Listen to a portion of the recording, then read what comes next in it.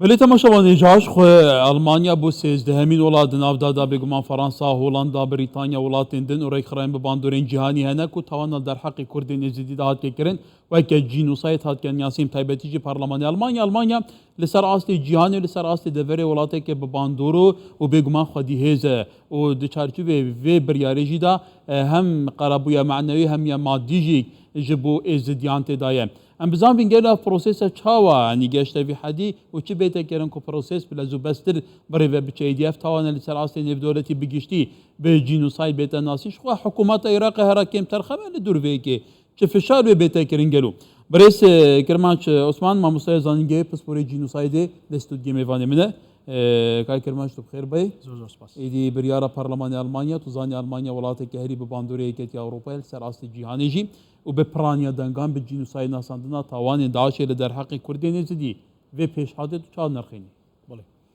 زور سپاس به درفتا بریارێکی گرینگە بە تایبەتی هەروەک بەڕێزت ئاماژەت پێکرد وڵاتی ئەڵمانیا کە وڵاتە گرنگەکانی یەکێتی ئەوروپا بەڵام بریا ئەڵمانیا یەکێک بووە لە ئەندامانی هەمیشەی ئەنجومەنی ئاسایشی نێودەوڵەتیش ئەو کاتە گرنگتر دەبوو لەوانەیە لە زۆر لەوانەی کەوا لە بواری کۆمەڵگەی مەدەنی یاخود چالاکوانان یاخود لەسەر ئاستی حکوومەت و وەروەها ئاستەکانی تریش کە هەوڵی ئەو بڕیاریان دەدا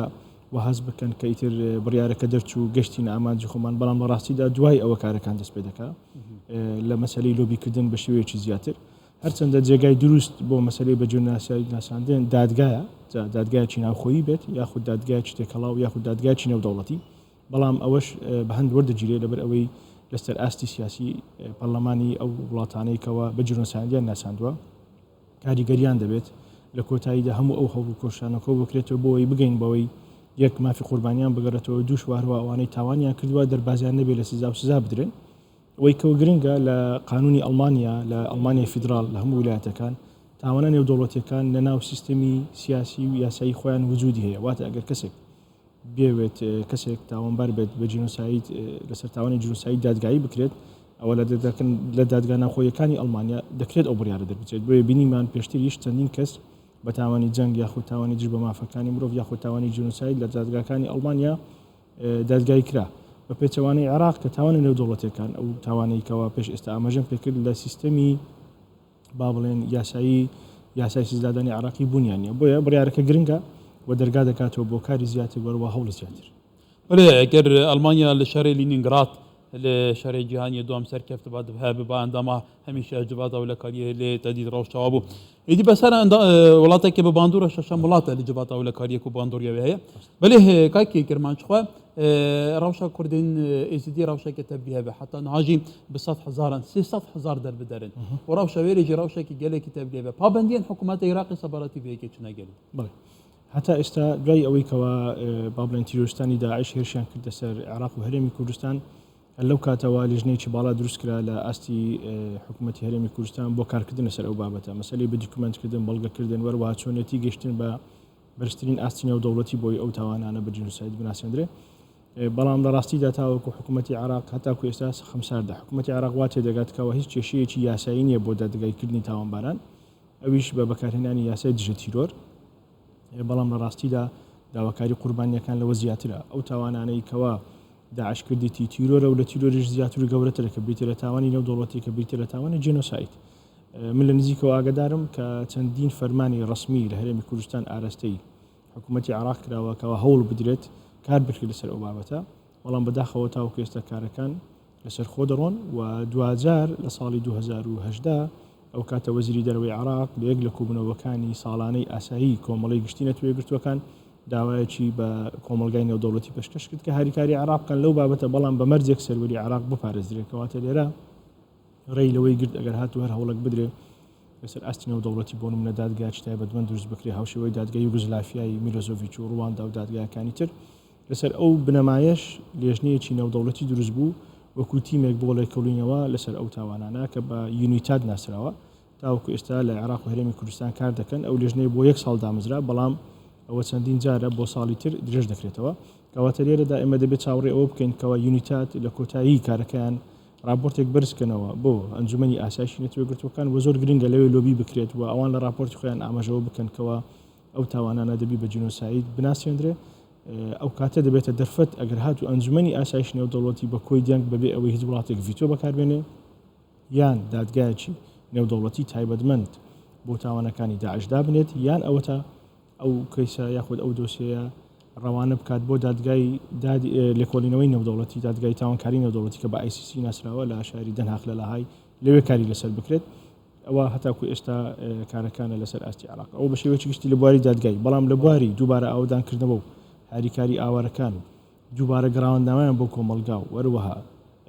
ئیعادەی تەئهید و شیاندنەوەیان و ئەو بابەتانە بە تەکید حکوومەتی عراق کەم تەرخەمە تاوەکو ئێستا هەوڵ دراوە تەنها یەک یاسا بۆ ڕزگاربوانی دەستی داعش بۆ ئافرەتانی ئێزیدی لە پەرلەمانی عراق دەربچێت بەڵام تاوەکو ئێستا بودجەی پێویست نییە بۆ ئەوەی بتوانن خزمەتی و پرۆسێ بکەن. بله کاکر من هەڵبەت یونیتات حتا سەرۆکی حکوومەتێکیش نزیک بە بەرپرسێڤێدیتیە و هەموو بەرهەفکاری نیشاندانە بۆ ڕادستکردنە دیکومنتاریان پێویست کەواتای کەرم بەحسێر عێراقی بکەین پابەندیان حکوومەتی عێراقی توزانی حتا تاوانین ئەنفاڵانژی بجینوسای ناساندنە لە یەک کەسوکارێن ئەنفاڵان هاتنە تعویزکردن بەروباژیان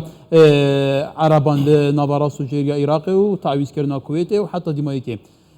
کەواتە دوی چارچوبیدا حتا کەرم بەرە خەبکەنیژی کەسوکارێن داعش ئەوێن کەمپا هۆلێ یا ڕۆژاوای کوردستانی جارێکەدن تینە کەمپا جەعل سنوورێ پارێزگیانەینەوە دەخوازن جارێکەدن تەبلی جواکێ بکەن ئەی بوو پابندیان لە هەمبەر ئێزیدیان ببی ئەوەی خەمسارا ئەو بڕیارە پەرلەمانیشی دەرچووی نایەتە بجیکردن. سپاس دەکەم کە نمونەی ئەنفالەتینەوە نمونەیەکی زۆر باشە بۆ ئێمە بۆ نمونە تاوانەکانی ئەنفال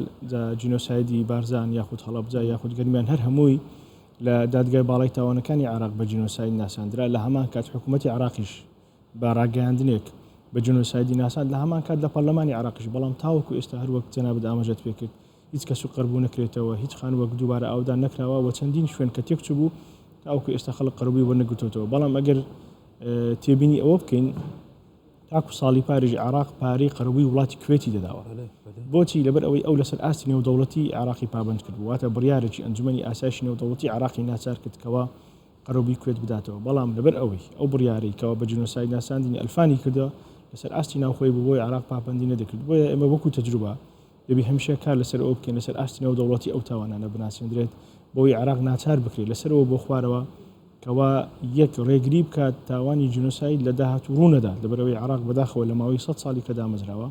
مێژوێکی درێژەیە لە جینۆساید لە جینۆسایدی ئاشوریەکان لە جینۆسایدی کورد لە جینۆسایدی ئێزیدی چەندین جینۆساید ئەنجام شیعەکان لە کاتی ڕەجەمی پێش بەڵێ ینی عراق بەداخەوە ینی مەلەفێکی زۆر با بڵێن ڕەشی هەیە لە بواری پێشێلکاری مافەکانی مرۆڤ بۆیە هەرتا بکرێت لەسەر ئاستی نێودەوڵەتی و ئەوەی ئەڵمانیا دەکرێت ئەمە هەنجی باشتری لەسەر بکرێت بۆ ئەوی کاری لەسەر بکرێت بتوانین لە ناوەندی نێودەوڵەتیەکان جا لەسەر مەسەلەی ئەرشیفخانە و مۆزەخانە بیت لەسەر مەسەلەی لۆبیکردن بۆ دادگایی یاخود دادگایکردنی تاوانباران هێنانی زیاتر هاوکاری مرۆیی لەسەر ئاستی حکوومەتەکان و ڕێکخراوەکانی نێودەوڵەتی بۆ نمونە ئەڵمانیا ڕێکخراوی نێودەوڵەتی زۆر باشیە دەکرێت هاریکاری با بڵێن هەرێمی کوردستان بکات لە ڕێگای ئاوارەکان بە تایبەتی ئێزیدیەکان ئەوان هەمووی بواری زۆر فراوانن کە دەکرێت کاری لەسەر بکرێت. لەبەرێز کەرمانچ عوسمان مامۆستای زانینگەی پسپۆرەی جینۆسایدێ سپاس کاکەم زۆر سپاس.